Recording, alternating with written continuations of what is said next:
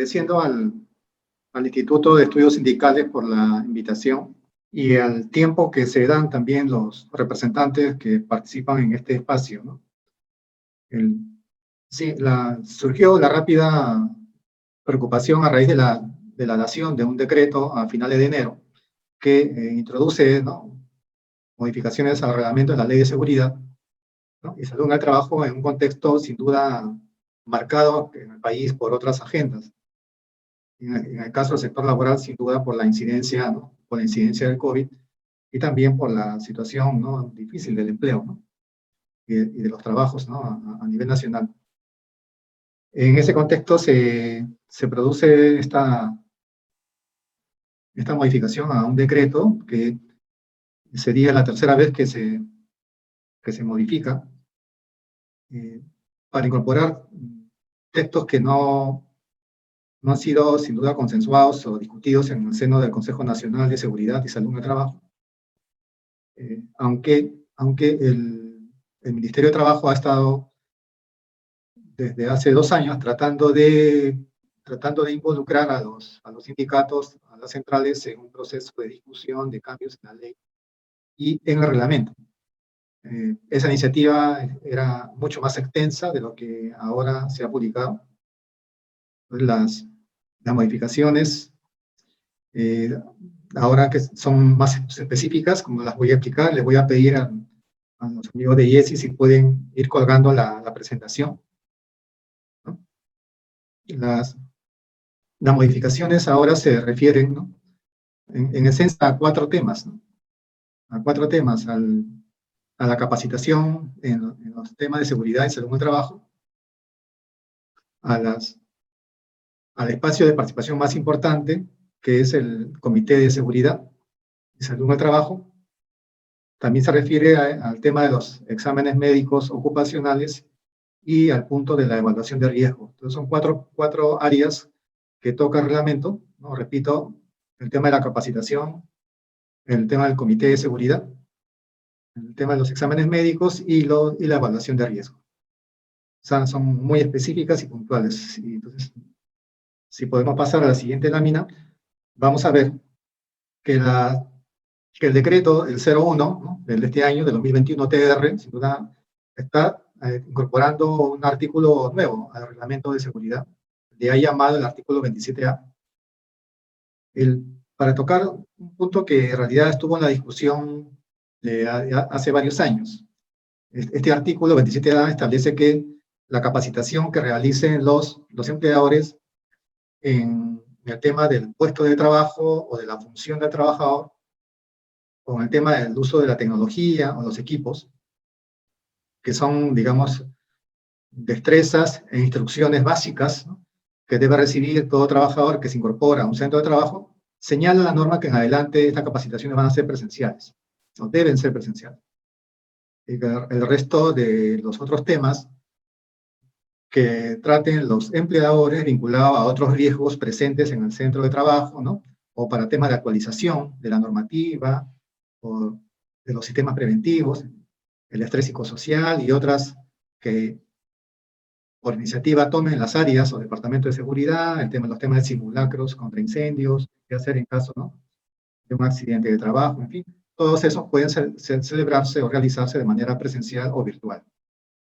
Entonces, sí llama la atención que el sector haya colocado este tema como una preocupación importante, y en ese sentido sí coincidimos, ¿no?, con el Ministerio de que la capacitación en los temas del puesto de trabajo, ¿no?, y la función que desempeña ahí el trabajador, y qué tecnologías, ¿no?, qué sistemas, qué equipos, ¿no?, qué instalaciones debe emplear, sin duda es de vital importancia que una capacitación de manera virtual, ¿no?, o de otras características quizás no cumpliría con los aprendizajes que uno espera que se logre, ¿no?, en estos campos, ¿no?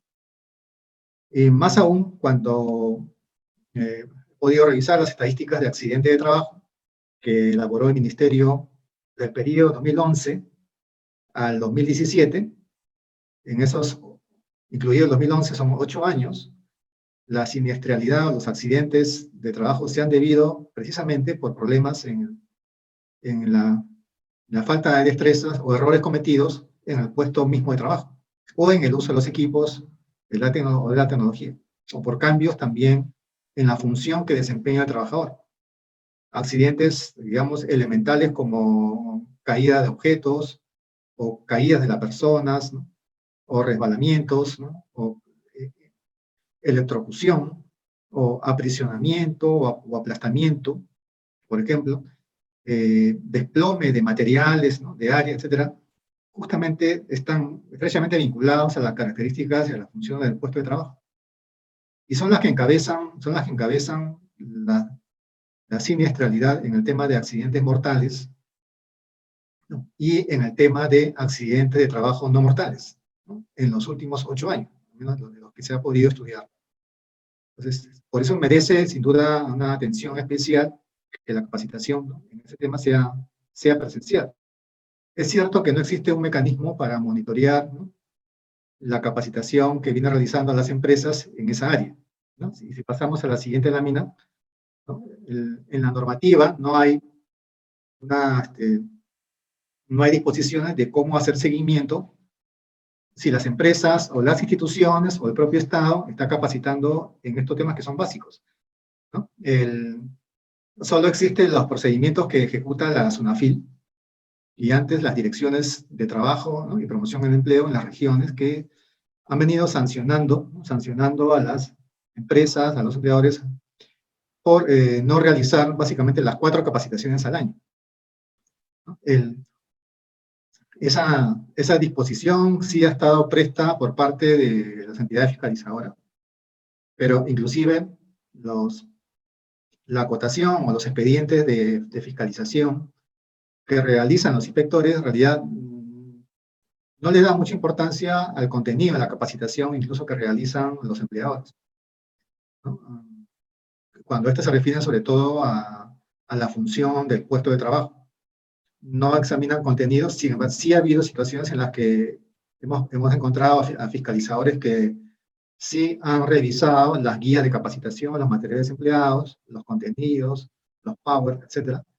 Pero en la gran mayoría de los casos, los inspectores no toman atención al contenido de la capacitación. Basta que sea o que esté relacionado con seguridad y salud para que califique y que cumpla con las 4 capacitaciones al año, ¿no? Y esto se ha relativizado tanto justamente a raíz de una modificación que se hizo en el 2014 al mismo reglamento, debido a una queja, ¿no? De los gremios de empleadores que señalaban que la capacitación en seguridad es muy cara, ¿no? Para las empresas. Entonces le pedían que el Estado también capacite, que el Estado brinde el servicio a las empresas en forma gratuita. Debido a eso, en el 2014 el gobierno dio este decreto, el 06-2014, estableciendo que el ministerio en adelante dará, ¿no? Capacitación gratuita, ¿no? A los centros de trabajo a nivel nacional. Y que esta capacitación que brindaría el Ministerio de Trabajo se consideraría como válida para los efectos de la obligación que señalaba la ley de capacitar a los trabajadores en el puesto de trabajo, ¿no? En la tecnología y en los equipos. En otras palabras, el reglamento relativizó el cumplimiento del artículo 27 de la ley, que sí obligaba necesariamente a las empresas, a todos los empleadores, a capacitar en el tema de la función y del puesto de trabajo o en el uso de la tecnología. Entonces, bastaba que ahora que digamos, un cortador, ¿no? En la industria de la carpintería, ¿no? O un operador en una panadería, o otro operador en una empresa de calzado, vaya o escuche los 4 talleres del Ministerio de Trabajo que tienen que ver sobre temas muy generales, para que se dé por cumplida lo que decía la ley, ¿no? De que tiene que ser capacitado en la función con el puesto de trabajo. Entonces, y eso sin duda ha sido un tema muy perjudicial al menos para los trabajadores, y es una de las causas que incide justamente en el número de accidentes de trabajo que ocurre y sobre todo en los accidentes mortales, ¿no? Los trabajadores poco capacitados justamente para el puesto, poco capacitados en el uso de la tecnología de los equipos. La consecuencia de eso es un incremento de los accidentes y también de los accidentes mortales. Efectivamente, no se puede reemplazar ese tipo de capacitación, ¿no? Que es medular, que es esencial, ¿no? y que incluso en algunas empresas pasan por un previo entrenamiento, ¿no?, del trabajador para que esté debidamente capacitado. Entonces, al menos en esta parte, el reglamento introduce que la capacitación va a ser ahora presencial en temas del puesto de trabajo, del equipo de la tecnología, y por tanto, nos parece que es un avance, pero todavía sigue habiendo limitaciones con el artículo 26 del reglamento, que todavía relativiza, ¿no?, el cumplimiento de este deber de capacitación en las empresas con las 4 capacitaciones al año que les daría el Ministerio de Trabajo. Es un punto que lo vamos a ver más adelante en cuanto al mecanismo de solución. Si pasamos a la siguiente lámina, el segundo tema que desarrolla la modificación del reglamento es lo relacionado al Comité de Seguridad. Y aquí tenemos 4 puntos importantes, ¿no? Uno está referido a las competencias que tiene ahora el Comité de Seguridad. Por eso es que modifica el artículo 42, ¿no?, del reglamento, hace algunos ajustes y señala en adelante que el llamado Programa Anual de Seguridad y Salud en el Trabajo, ¿no?, que aprobaban los comités de seguridad, ahora se va a llamar Plan Anual, ¿no?, de Seguridad y Salud en el Trabajo. Es un cambio en la denominación, entiendo, a que el plan anual no necesariamente contiene una programación horaria, diaria o mensual de la misma, ¿no?, sino son las líneas de acción gruesas, ¿no?, y que suponen una inversión preventiva de parte de la empresa en el tema de seguridad. Entonces, aquí solo es un tema de la denominación, en el cual no tenemos mayor objeción. Luego señala que este plan anual, así como el reglamento interno de seguridad, bueno, es aprobado por el comité, pero va a ser elaborado por la empresa, ¿no?, por el empleado. Efectivamente, en la ley y en el reglamento solo se señala que el comité aprueba, ¿no?, el reglamento interno. El comité aprueba ahora el plan anual. No había una disposición que decía quién lo hace, ¿no? Y en la práctica lo que ha venido ocurriendo es que los servicios de seguridad, o sea, el personal competente, los técnicos, los profesionales, los ingenieros de seguridad de las empresas, son los que han venido formulando estos documentos, ¿no?, los planes y los reglamentos para ser discutidos, ¿no?, en el seno del comité. Imagínense ustedes, por ejemplo, el reglamento interno de una empresa minera, o sea, ¿no?, entonces, que son elaborados obviamente por los ingenieros, ¿no?, del servicio de seguridad de la empresa minera, o de una empresa de telecomunicaciones, de una empresa de gas, ¿no?, o de alguna manufactura determinada. Entonces, hay temas especializados que requieren el concurso, la competencia de la parte más solvente, ¿no?, la que tiene los recursos técnicos, y en este caso es el empleador. Entonces, es un tema entonces para ajustarnos a lo que en realidad ya ha venido ocurriendo. Luego también, en cuanto a las competencias, si pasamos a la siguiente lámina, también señala la modificatoria que los comités de seguridad no van ahora tanto a velar porque se lleven a cabo, dice, ¿no?, las medidas adoptadas para velar las condiciones de seguridad, ¿no? Ellos van a solamente formular las recomendaciones en cuanto a las mejoras de las condiciones. Sin embargo, existen 2 artículos ya en el reglamento que no han sido tocados, que señala que el comité, ¿no?, el comité efectivamente formula las recomendaciones para la mejora de las condiciones de trabajo, y también el comité realiza inspecciones, ¿no?, y periódicas en el lugar de trabajo, ¿no?, para verificar las instalaciones, las maquinarias y equipos en general, las condiciones de trabajo del mismo centro. Entonces, el ajuste ha sido quizás para compatibilizar con lo que ya señalaba la norma en cuanto a la facultad que tiene el comité, ¿no?, de supervisar, vigilar, velar por la mejora de las condiciones, ¿no?, en el centro de trabajo. Y aquí también, finalmente, la norma señala que el comité de seguridad ya no va a elaborar las estadísticas sobre accidentes de trabajo, ¿no?, que mensualmente reportan las empresas, sino va a ser el que va a analizar, ¿no?, estas estadísticas, va a analizar y va a emitir los informes que corresponden. En realidad también se está recogiendo un dato de la realidad, ¿no?, porque efectivamente las estadísticas que en materia de accidentes reportan las empresas son elaboradas por los servicios de seguridad, ¿no?, por la gerencia o el departamento de seguridad, en base a recojo de información que levantan las empresas ¿no? De manera virtual o a través de fichas, ¿no? Y que son tabuladas, procesadas por su propio servicio. Estas estadísticas generalmente son elaboradas por la misma empresa. Entonces, efectivamente, no los realiza, ¿no? El comité de seguridad, ¿no? Entonces, lo que corresponde efectivamente es que el comité sea quien estudie, analice, ¿no? Y emita sus recomendaciones o informes en relación a estas estadísticas sobre incidentes, sobre accidentes, ¿no? Y sobre enfermedades que son reportadas por los sistemas de registro, ¿no? Que tiene la empresa, ¿no? Entonces, esos son los 4 ajustes que hay a las competencias, ¿no? Del comité de seguridad para tocar uno de los puntos relacionados a ellos. Luego, en esta sección también el decreto, ¿no? Modifica el artículo 49 que está relacionado al tema de la elección de los representantes, ¿no? De los trabajadores ante el comité de seguridad. La norma anterior señalaba que, ¿no? A falta de organización sindical, ¿no? Bueno, el empleador, ¿no? Dirige, ¿no? Conduce el proceso de elecciones del comité, ¿no? Del comité de seguridad. La modificación señala ahora que no solamente la empresa se hace cargo cuando no hay sindicato, sino también cuando el sindicato mayoritario, el que debe hacer la convocatoria de elecciones, no lo hace. No lo hace y pasa un mes, pasan 30 días y no convoca elecciones, incluso a no solo a pesar que los trabajadores lo piden, sino, dice la norma en este caso, si la empresa también se lo pide, por ser el sindicato mayoritario. Efectivamente, hay una empresa minera, por ejemplo, donde hay 4 sindicatos y hay un sindicato mayoritario, mayormente de trabajadores que están en la zona subterránea. Por ser mayoritario, tiene que convocar elecciones el comité a todo el personal de la empresa, que no sea de dirección ni de confianza. Pero el sindicato no lo hace. Y ha ocurrido efectivamente situaciones de este tipo, en las que no convocan elecciones, ¿no? Y entonces señala aquí la norma que el sindicato tiene 30 días para hacerlo, a pedido si es que el empleador se lo pide, ¿no? Y además, si en el caso de que el sindicato convoca elecciones, pero luego no cumpla con el cronograma electoral que ha establecido y abandona el proceso electoral, en ese caso también la empresa puede reasumir, ¿no? El proceso electoral y conducirlo, ¿no?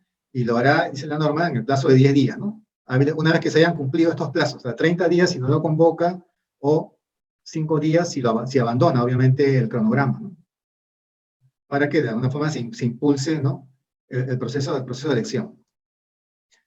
Entonces, ha habido situaciones a nivel sindical muy delicadas, y eso es de conocimiento en muchas empresas, donde efectivamente, a veces por rivalidades, ¿no? Por rivalidades al interior, ¿no? El sindicato llamado a convocar elecciones no lo ha hecho. Y mientras tanto, si no hay elecciones, no hay comité, ¿no? Y si no hay comité, no hay quien apruebe el reglamento interno, no hay quien apruebe el plan anual o el plan de capacitación. Entonces, de alguna manera, tiene efectos subsecuentes, ¿no? Solo por no convocar elección. Y también señala la modificación que la elección se puede hacer en forma presencial o en forma no presencial, es decir, en forma virtual, pero siempre mediante votación secreta y directa.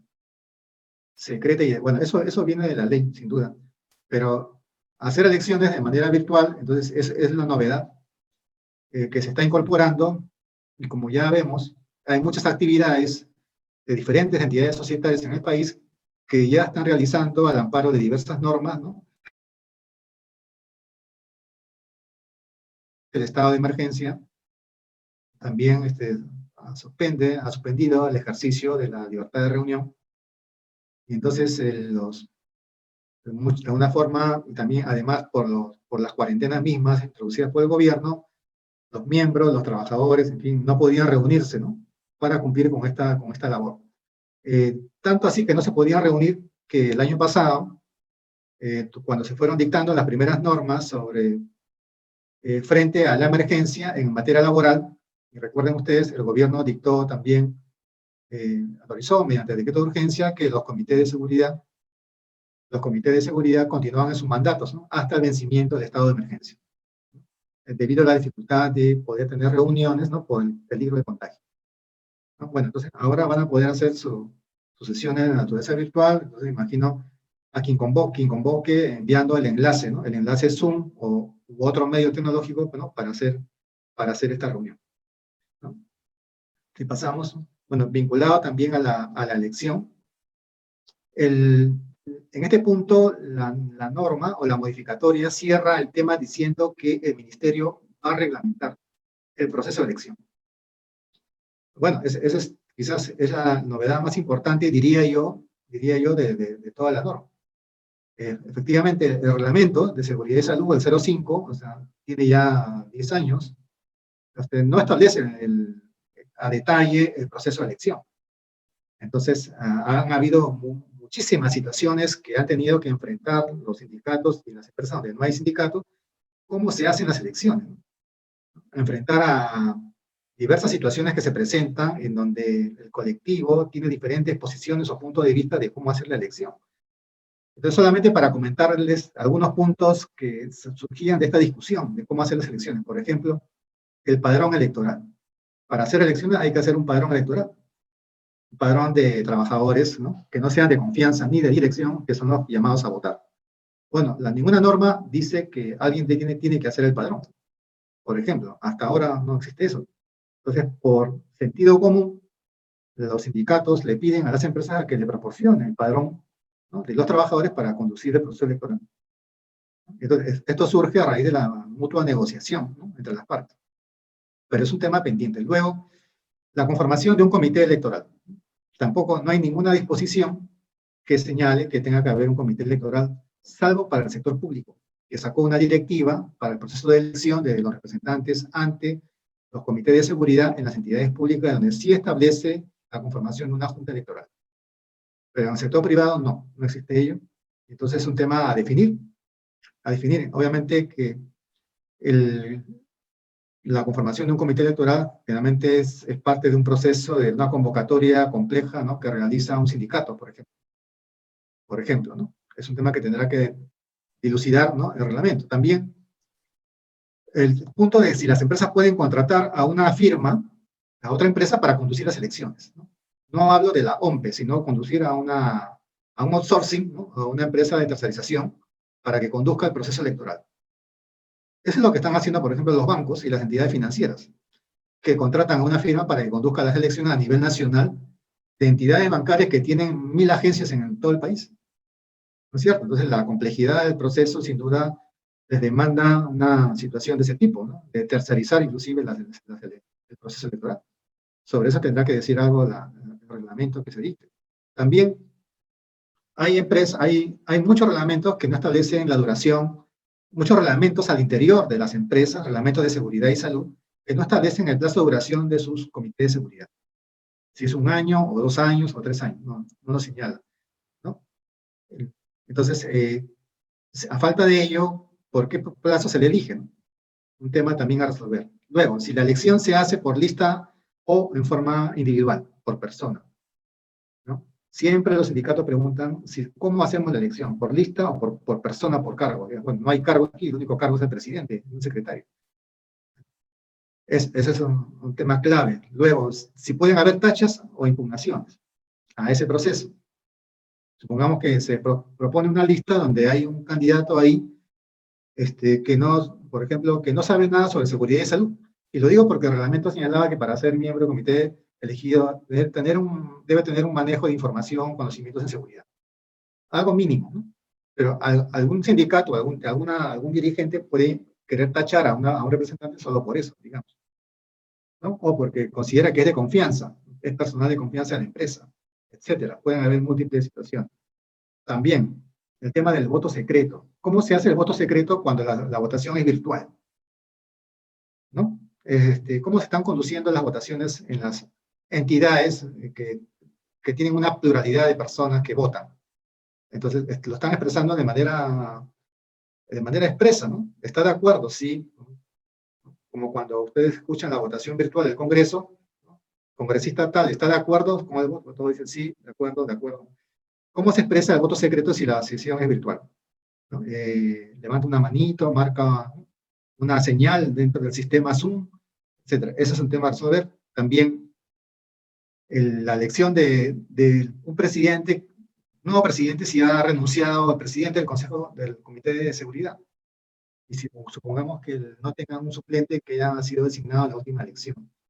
cómo se hace la elección de los sustitutos, ¿no? En el caso de que se produzcan renuncias, o simplemente en el caso de que no le renovaron el contrato o lo despidieron al dirigente que era miembro del Comité de Seguridad, ¿no? Igual, o sea, el comité queda descabezado o queda sin miembros. Hay que hacer elecciones. Los sindicatos preguntan, si no hemos elegido un suplente, ¿ahora qué hacemos? ¿Hay que hacer nuevamente elecciones? ¿No es cierto? Son temas que hay que resolver. Igualmente, cuando de pronto la elección se produjo con personal que no debería estar en la elección, con personal de confianza o de dirección. Ha pasado en algunos sindicatos, en algunas empresas, donde en la planilla de los votantes había personal de confianza. Bueno, se anulan las elecciones en este caso, ¿qué se hace? En fin, además también preguntas como, ¿dónde van las actas? ¿En un libro legalizado o no va legalizado? ¿Quién autentica eso? Entonces, si es necesario que haya una oficina de registro de los comités en el Ministerio de Trabajo o no es necesario. Bueno, son temas que yo lo dejo porque sobre eso da mucho para dialogar justamente, pero por eso mencionaba que la modificación señala que el Ministerio va a reglamentar estos temas. Pasamos al siguiente punto y seguimos en la parte del Comité de Seguridad. Y la norma introduce un nuevo artículo, el 44A, señalando ahora cuáles son las funciones de los subcomités de seguridad y las funciones del supervisor de seguridad y salud en el trabajo, ¿no? Recuerden ustedes que el reglamento actual señala que si una empresa tiene, ¿no?, diferentes áreas desconcentradas o descentralizadas o zonas de operación en diferentes regiones del país, puede en esas regiones elegir un subcomité de seguridad, ¿no? El criterio común es que siempre y cuando tenga más de 20 trabajadores, cuando menos. Si no tiene más de 20, puede elegir a un supervisor de seguridad. Pero el reglamento actual no señalaba las competencias del subcomité. Ahora sí lo establece, igualmente para el caso del supervisor, ¿no?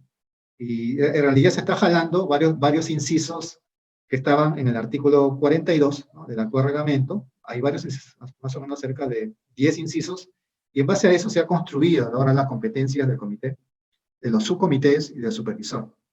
Sí, tomar en cuenta que dentro de estos incisos o de estas nuevas funciones que tienen los subcomités y el supervisor, que son los literales A, E, F, G, H, I, J, K, L, M, N, P, y la Q del artículo 42 del reglamento, no están incluidos ahí la función de aprobar el plan anual, ni de aprobar el reglamento interno, ni de aprobar el plan de capacitación. ¿Ya? Eso no se descentraliza a los subcomités. Esa función lo sigue teniendo solamente el Comité de Seguridad. No es que ahora cada subcomité puede aprobar su propio reglamento, ¿no? Eso no está previsto en la norma, ¿no? Debe haber un solo reglamento nacional de seguridad o interno de seguridad y salud en el trabajo. Por ello que en la modificación no se han incluido esas competencias a los subcomités ni al supervisor de seguridad. Además, recordemos que las empresas de menos de 20 trabajadores no tienen obligaciones, de tener un reglamento interno de seguridad y salud en el trabajo. Y sí mencionar que ¿cuántos supervisores de seguridad existen actualmente? Según la última estadística de diciembre del 2019, 16% de las empresas de menos de 20 ya tiene supervisor de seguridad, ¿no? 16% de todas las casi microempresas o pequeñas empresas de menos de 20 trabajadores ya ha elegido su supervisor, según la estadística del Ministerio, ¿no?, divulgado al CONSAC, ¿no?, al Consejo Nacional de Seguridad. Sigue siendo un porcentaje bajo, sin duda, ¿no? Deberías al menos llegar a la mitad, ¿no? Pero esperemos que esta situación pueda superarse. Pasamos a la siguiente, y seguimos en el ámbito del Comité de Seguridad. Aquí el reglamento, la modificatoria, en este caso, ajusta o corrige el artículo 56 del reglamento para hablar un poco de la conformación del comité. Pero recuerden ustedes que tienen el Comité de Seguridad es no menos de 4 ni más de 12 miembros, ¿sí? Y debe tener un presidente y un secretario. Entonces, lo que decía el reglamento actual es que el presidente es elegido entre los miembros del comité. Y recuerden ustedes, es un comité paritario, donde hay 2 trabajadores, 2 por la parte laboral y 2 por la parte empleadora. Pues son 12, 6 por la parte laboral y 6 por la parte empleadora, ¿no es cierto? Entre ellos se elige al presidente. ¿Y qué dice la norma? Que es igual, que el presidente es elegido por el comité y también por el subcomité. Cada subcomité también va a tener su presidente, ¿no?, entre los miembros presentes. Igualmente, el secretario también es elegido al interior del comité y del subcomité, ¿no? Y en el caso del secretario, señala además que el secretario ya no va a ser el responsable del servicio de seguridad de la empresa. no, sino solamente uno de los miembros, ¿no? Que sean parte del comité o del subcomité. Ya no tiene que ser del Departamento de Seguridad.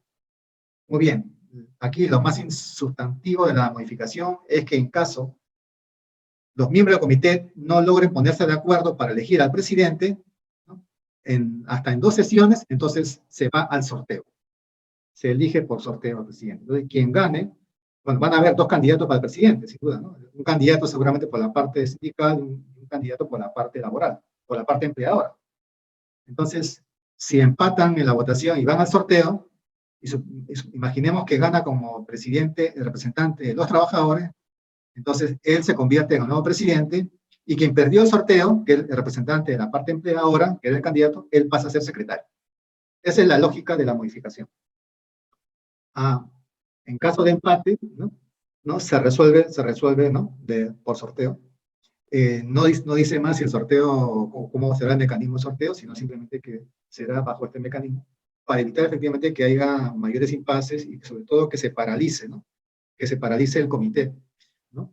Sí, efectivamente, todos sabemos, ha habido comités de seguridad en el sector minero, en el sector petrolero, en muchas actividades de manufactura, etcétera, donde han pasado meses y meses sin poder elegir al presidente del comité por este empate, por falta de acuerdo. Había que esperar que un miembro del comité se duerma el día de la reunión, no vaya, no participe en la sesión para que se produzca el desempate. Pero eso así a veces era casi imposible en muchas empresas. Ahora, en caso se produzca la renuncia o cese del trabajador que ejerza la presidencia, también se aplica para la elección del nuevo presidente sustituto, también se aplica el sorteo en caso de empate, ¿no? Ese es en esencia lo que contiene aquí la modificatoria. Y pasamos al último punto sobre el tema del comité. No, ese era el último punto, perdón. El tercer eje tocado en la modificación de reglamento es el tema de los exámenes médicos, ¿no? Los exámenes médicos en el sector laboral, médicos ocupacionales, y especialmente se refiere al punto de la entrega del informe, luego de la evaluación médica a la que es sometido el trabajador, sea de una empresa de alto riesgo, ¿no? O sea de las empresas o entidades que no son de alto riesgo, la norma señalaba, y más específicamente el reglamento, era de que el servicio del Departamento de Seguridad y el servicio de salud, de la vigilancia, así le llamaba, es el que le entrega al trabajador los resultados del examen, ¿no? Y que estos resultados mantienen la confidencialidad, ¿no? Eso el trabajador puede conocer. El servicio de seguridad de la empresa o la parte médica de la empresa solamente informa a la gerencia digamos, los aspectos generales de los resultados, ¿no? Casi como la estadística, nada más. Pero se mantiene la confidencialidad. Bueno, en lo que respecta a la entrega de este informe de resultados, lo que hace la modificación del artículo 102 del reglamento es que no solamente se le va a dar a conocer al trabajador los resultados de los exámenes, ya sea exámenes de sangre, ¿no? De orina, de la vista, del oído, ¿no? U otro tipo, ¿no? De evaluación a la que haya sido sometido. No solamente se le va a dar los resultados, sino también ahí el servicio médico, el laboratorio, el centro de evaluación médica que realice el examen debe también incluir la opinión sobre la aptitud médico ocupacional del trabajador, ¿no? Para el respectivo puesto de trabajo. La aptitud médica, ¿no? En otras palabras, si sigue apto, ¿no? Para desempeñar las labores que viene desarrollando la empresa. Esto en el caso de que si la evaluación médica que se ha hecho es una evaluación periódica, ¿no? Es la que corresponde en ese año. A lo mejor si es una empresa de alto riesgo, ustedes saben que ahí las evaluaciones se hacen anualmente. Cada sector tiene su norma sobre en qué periodo se hace la reevaluación médica, ¿no? Si es anual o cada 2 años. Pues si es periódica, este informe de resultados también debe incluir una opinión o una certificación de la aptitud médica del trabajador por parte del servicio que hizo la evaluación médica. Y si es un informe médico por cese, ¿no? Del trabajador, en caso de retiro, ya sea por renuncia o ya sea por mutuo disenso o por despido, el informe médico de resultados también debe contener un informe de diagnóstico de la patología, de alguna patología que tuviera. Aquí dice acá, debe convertirse también en informe médico ocupacional, ¿no? Este elemento nuevo que se ha agregado al documento, informe de resultados que se le entrega al trabajador, en realidad solamente ha recogido lo que ya decía una norma del año 2011, la resolución ministerial 312, ¿no?, del 2011 del sector salud, ¿no?, en cuya sección 6.4 ya establecía cuáles deben ser las características del informe médico en las evaluaciones médicas ocupacionales, ya sea periódicas o ya sea en caso de retiro, ¿no?, de trabajador. Entonces, lo único que ha hecho aquí la modificación del 102 es solamente incorporar lo que ya estaba establecido en la resolución ministerial 312 y específicamente los numerales 6.43 y 6.46.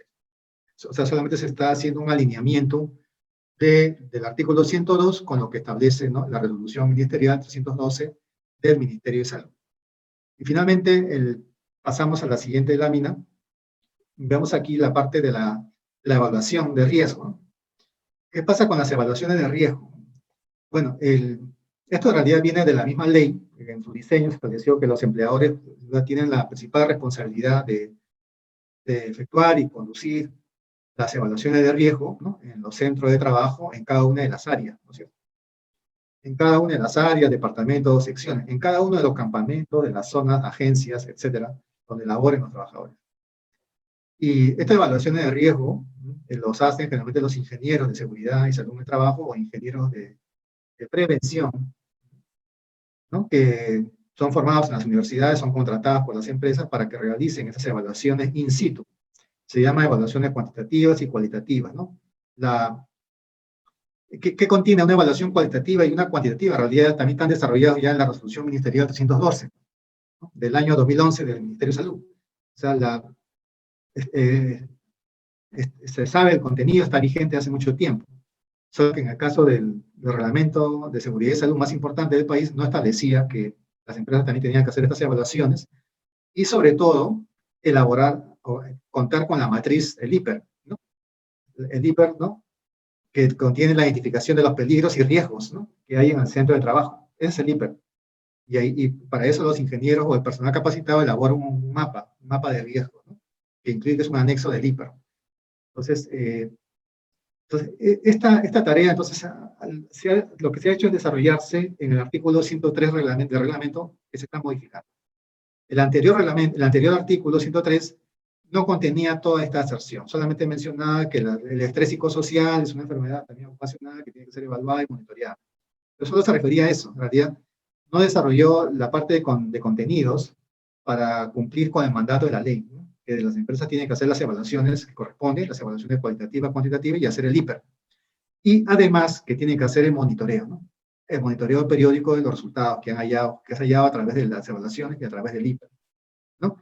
Y sí ratifica la norma que estos resultados, estas evaluaciones y el propio IPER, obviamente deben ser discutidos, también deben ser presentados, ¿no?, por la empresa al comité de seguridad, ¿no?, o al supervisor de seguridad si de menos de 20 trabajadores, ¿no?, para efectos de seguimiento, ya que en las evaluaciones y en el IPER ya se establecen recomendaciones. Y por tanto, es importante para el comité y para el supervisor hacer un seguimiento de si se cumplen o no se cumplen las recomendaciones que están en la evaluación, ¿no?, o que están en el IPER. Entonces, por eso es importante que esos instrumentos de gestión sean presentados a este espacio de participación, ¿no?, para que el comité haga el seguimiento que corresponde, así como al supervisor de seguridad. Entonces, esta era la cuarta área en la cual también hay un alineamiento con la norma vigente. Y finalmente, ¿qué nos queda para adelante? Pasamos a la siguiente lámina. ¿Qué nos queda para adelante? Y aquí quisiera centrar quizás las tres recomendaciones más importantes, ¿no?, que surgen de la dación del Decreto Supremo 01, ¿no? Y es que las modificaciones han señalado la importancia de que las empresas hagan la capacitación presencial a los trabajadores en relación al puesto de trabajo, en relación al uso, ¿no?, de la tecnología, al uso de los equipos. Muy bien, pero todavía subsiste, ¿no?, en el artículo 27 del reglamento de la ley, un último párrafo que señala que el ministerio puede capacitar también a los trabajadores de las empresas y que esto se considera válido para los efectos justamente de la capacitación en torno al puesto de trabajo. Entonces, ahí tenemos una incompatibilidad. O sea, no podemos darle todo el peso o la prioridad necesaria a la capacitación presencial en temas de puesto de trabajo y a la vez dejar vigente ese párrafo en el reglamento que señale que las empresas pueden también ir a la capacitación del Ministerio de Trabajo y que eso vale, ¿no? Eso vale también como capacitación del puesto de trabajo. Entonces, ahí hay una incompatibilidad y por tanto yo creo que tiene que derogarse ese último párrafo, ¿no?, del artículo 27, ¿no?, del reglamento de la ley, que no ha sido tocado. Luego, otra cosa que surge es lo que hemos mencionado, ¿no? Y es que la capacitación, ¿cómo se monitorea y se controla la capacitación que se realice sobre el puesto de trabajo, sobre las destrezas, ¿no?, las instrucciones que necesita un trabajador sobre el uso de la tecnología, etcétera? No existe un mecanismo de monitoreo. Por eso ahí estamos planteando que sería importante que se incorpore al eje número 4 de que tiene que ver todo sobre el tema de fortalecimiento de capacidades, el Plan Nacional, ¿no?, de Seguridad y Salud en el Trabajo, el plan que es aprobado por el CONSAT, el Consejo Nacional de Seguridad y Salud en el Trabajo. Ahí, en ese plan nacional, hay que incorporar una estrategia para que se desarrolle un sistema y una normativa y un protocolo, en fin, o se den las medidas del caso, la directiva del caso, primero para que en las empresas, para cumplir con la capacitación en el puesto de trabajo, más que se faculte, casi se obliga a las empresas a desarrollar una etapa de inducción, una etapa de aprendizaje o inducción, ¿no?, en estos temas, ¿no?, en el tema del manejo del puesto, de los equipos, ¿no?, de la función, ¿no?, y de la tecnología, ¿no? Algunas empresas, por ejemplo, textiles, ¿no?, lo hacen, por ejemplo, para cuando los nuevos trabajadores van a entrar a manejar, ¿no?, en el área de tejeduría o en el área de hilandería. Entonces, hacen su refuerzo de capacitación en el SENATI, ¿no?, vía convenio con la empresa para reciban una inducción justamente en las destrezas y habilidades que necesita el puesto de trabajo. Entonces, necesitamos que esto sea una política porque en realidad es un mandato de la ley. El artículo 27 de la ley, que está vigente, que no se ha tocado, tiene que cumplirse. Entonces, es importante introducir un mecanismo de inducción, ¿no?, y de aprendizaje sobre estos temas en los centros de trabajo y también que las capacitación que se empleen, ¿no?, para instruir a los trabajadores en estas destrezas, en estas capacidades, puedan ser consideradas como horas lectivas para los fines de la certificación. Y que esta certificación podría hacerlo una entidad innovadora de innovación tecnológica y de estandarización laboral que se cree para estos fines. Ya que muchas de las capacitaciones en el puesto de trabajo que realizan las empresas en realidad es como una capacitación que nadie la ve, o sea, que nadie está certificado. Efectivamente, hay empresas que invierten en esto, ¿no?, en la capacitación de sus operarios, ¿no?, en calzado, en vidrios, ¿no?, en cerámicas, en todas las industrias donde se requieren destrezas complejas, ¿no?, o sofisticadas. E invierten y hacen esta capacitación, pero no se toma en cuenta esto como hora de capacitación para fines de la certificación. O sea, porque efectivamente no solamente SENATI o algunos centros de innovación tecnológica en el país son los únicos que hacen la capacitación. La mayor capacitación e inducción en el mejor manejo de los puestos de trabajo lo hacen las empresas, ¿no?, con el personal que ingresa a laborar y que entra en la planilla, ¿no?, y que pasan por una etapa a veces forzosa, pero de entrenamiento. En muchos casos. Hay situaciones en las que efectivamente hay empresas que no hacen nada de eso. También hay que reconocer que no lo capacitan y ahí ve el trabajador cómo aprende de su compañero, ¿no?, o quién seguía, o en fin, alguien le cuenta la experiencia. También hay esos casos, ¿no? Pero también hay empresas que quieren efectivamente para aumentar los temas de productividad, que sí hacen una inducción en esto. Entonces, la certificación del aprendizaje en la empresa, ¿no?, en los temas de tecnologías, ¿no?, destrezas y las competencias del puesto de trabajo, en realidad, es un valor agregado muy importante, ¿no?, que tiene que ser estudiado, ¿no?, analizado y reconocido, ¿no?, para el beneficio de los trabajadores, porque también ameritaría para ellos como un certificado, ¿no?, un certificado que les va a servir también para en el caso de que tengan que, por el tema de rotación laboral, ¿no?, colocarse en otro centro de trabajo, ¿no?, y cuentan con esta certificación. Y finalmente, la última recomendación es que pedimos que solicite al Ministerio que publique, ¿no?, el proyecto de regulación sobre las elecciones de los representantes de los trabajadores ante el Comité de Seguridad, el Subcomité de Seguridad y para el Supervisor de Seguridad y Salud en el Trabajo. ¿no? Como se ha establecido, ¿no? Con este decreto, ¿no? Que el Ministerio va a dictar las normas reglamentarias de este caso, entonces creemos importante que se prepublique, ¿no? El proyecto, no sé si le llama reglamento o de normas aplicables a la elección de los representantes, no lo sabemos, pero consideramos que ese documento tendría que ser prepublicado para recoger los aportes, ¿no?